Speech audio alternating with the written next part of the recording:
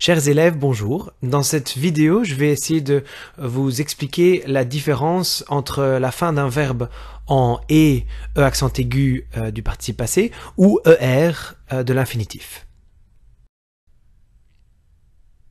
Tout d'abord, quelques exemples. Dans la première phrase, il a fermé la porte.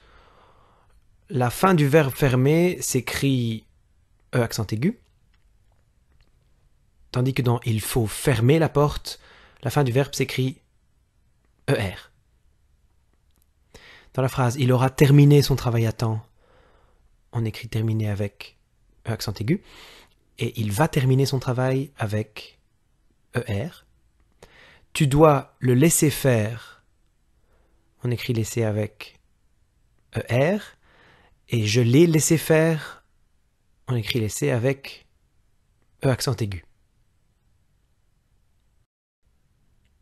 Maintenant, la règle. À gauche, dans la colonne de gauche, tous les verbes qui se terminent par « et » sont des participes passés. Et dans la colonne de droite, tous les verbes se terminent par « er » et c'est un infinitif.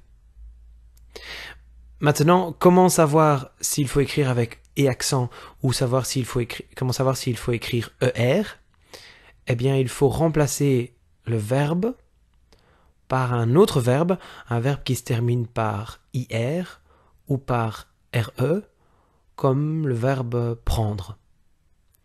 Si on remplace fermer de il a fermé la porte par prendre, on entend pris.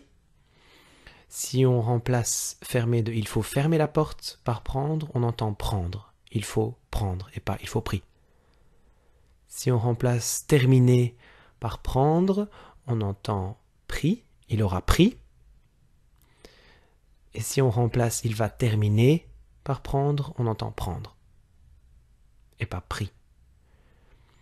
Je l'ai laissé faire. Si on remplace laisser par prendre, on dit je l'ai pris.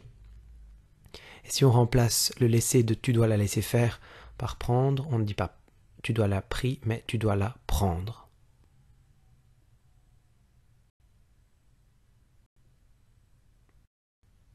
La règle est donc la suivante, la théorie.